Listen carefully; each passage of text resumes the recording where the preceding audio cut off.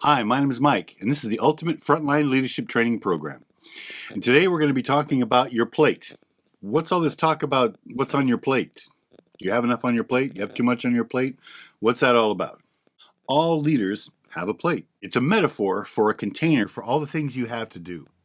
So all the things you have to do are placed on a plate and it stays there until you get stuff done, and then you can take them off and then you have less on your plate. Unless, of course, you're putting more stuff on your plate, then you're not getting anywhere. But anyway, every manager has a plate. Whatever's on your plate is the stuff that you have to do today. So whenever something comes along and needs your attention, either a superior delegates something to you and puts it on your plate, or you see something that needs to be done and you put it on your plate. Your plate just means all the stuff that you have to do. So if you see something that needs to be done, you put it in your book and you stick it in your pocket, it's on your plate, all right? And it's going to stay on your plate until either your superior moves it to somebody else's plate or you finish it and it gets taken off of your plate. If it's your department and you see something need to be done, that's your responsibility to get it done. You are the leader. You're the manager. It's your job to get it done. Now you delegate that to one of your teammates and they get it done, and that's why you have to follow up on it, because if they don't do it, you look silly because it didn't get done and you were told to get it done. Now let's take an example. Let's say you got a new pallet of merchandise that came into the store and you are tasked with getting all that stuff off the pallet and onto the floor.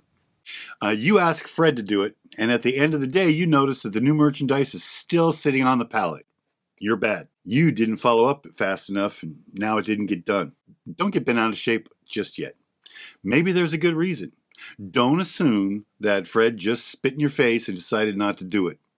That's what crappy managers do, and you don't want to be a crappy manager. Don't jump to conclusions.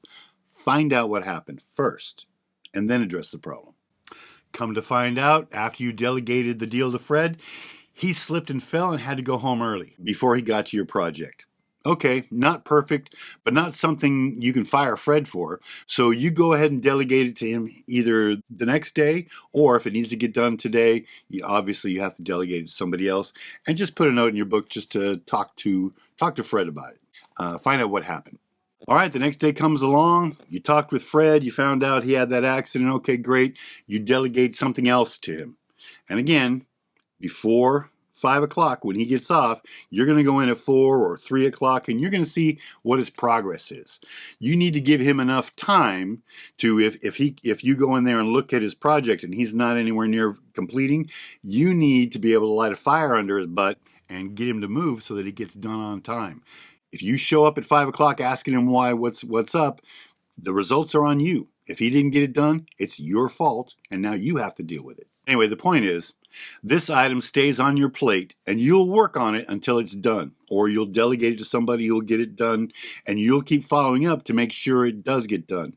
Because remember, if you don't inspect it, they won't respect it. Don't forget that. If you don't do your follow-up, they may or may not do the job. And it's all going to be your fault if you don't follow up. If you keep failing to follow up on your employees and they don't get stuff done, you are going to get in trouble. And you're not going to look like a great manager because you're not getting things done. How long you stay at that position is now up for grabs. So if you want to keep your job, then this is what you got to do. You got to delegate stuff, that comes onto your plate. You delegate it to other people. Put who you delegated it to in the book. And then before those people go home, well before those people go home, go by and take a look and see, look in your book. Oh, yeah, I delegated something to Fred. I got to go take a look at it. So you go and you go take a look at it. And then you can, make adjustments or give him praise if he's doing a great job or what have you. But it's on your plate until it's finished. When it's finished and you can check it off of your book, now it's off your plate and you have less things on your plate. Yay! Now, if things keep getting put on your plate and they don't get done and your boss has to delegate them to other people, you're now in the doghouse. You don't look good. You're not getting results, and that's what you're getting paid for.